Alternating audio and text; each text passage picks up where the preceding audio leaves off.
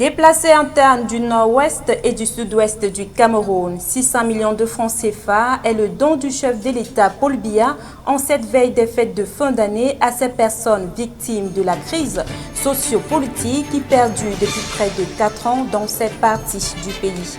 Lundi dernier, le ministre de l'administration territoriale Paul Atanganji a procédé à la première distribution à l'esplanade de la communauté urbaine de Yaoundé.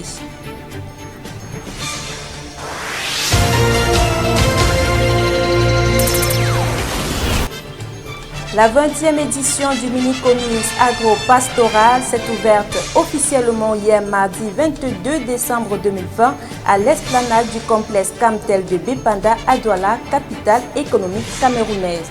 C'était en présence du gouverneur de la région du littoral, Dieudonné Iva Diboa, du secrétaire général du Minader, du préfet du Vouri et du maire de la ville que plusieurs producteurs sont venus des départements du Mungo, du Kam, du Vouri et de la Sandaga maritime exposer leurs produits agricoles aux visiteurs.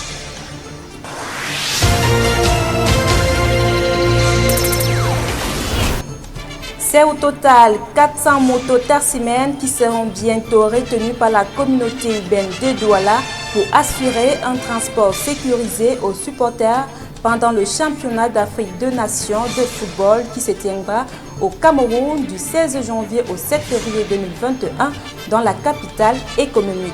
Ces derniers ont été conviés à œuvrer pour le bon déroulement de ce championnat sans désordre. Cette initiative de la communauté urbaine de Douala bénéficie du partenariat du promoteur du projet Moto Afrique qui a sélectionné 700 motos Tarsimène le 19 décembre 2020 dernier. Ils seront formés pendant une dizaine de jours sur les règles de conduite et le code de la route en vue de l'obtention du permis de conduire A. Les sélectionnés seront triés dans la cuvée actuelle de formation et ceux qui ont déjà reçu leur permis de conduire lors des précédentes formations. Ces derniers recevront également par la suite un ensemble de kits liés à l'organisation du CHAN et seront habillés en chasuble d'identification munis de badges d'identification homologués par la ville.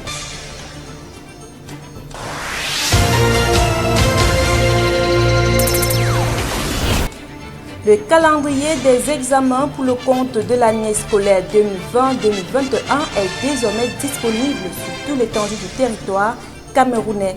Avec les irrégularités constatées au cours de l'année scolaire 2019-2020, la ministre de l'Enseignement secondaire, Pauline Nalova-Lyonga, veut ainsi permettre aux différents candidats de mieux se préparer pour affronter les prochains examens.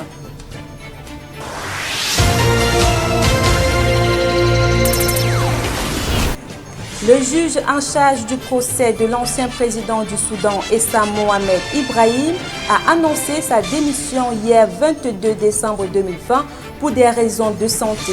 Le président de la Cour qui juge l'ex-président Omar El-Béchir pour son rôle dans le coup d'État l'ayant porté au pouvoir en 1989 dit suivre des instructions de son médecin vu sa tension artérielle élevée. Malgré cette démission du juge, l'audience d'Omar El-Béchir, ancien président du Soudan, reprendra le 5 janvier 2021.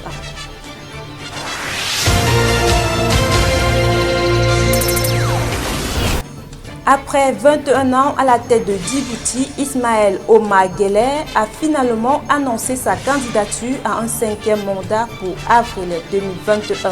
À quelques mois de la présidentielle du Djibouti, au Djibouti, l'opposition semble être morcelée.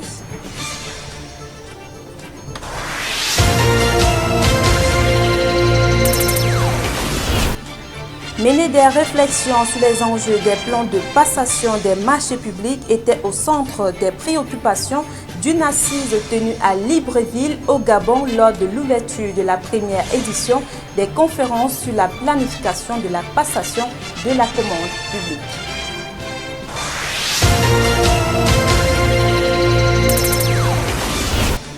Des rebelles centrafricains se sont emparés hier mardi de la ville de Bambari après un affrontement avec les forces de sécurité.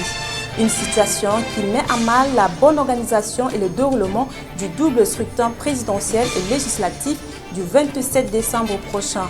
En dépit de cela, le président Faustin Archange Touadéra demande aux citoyens d'aller voter.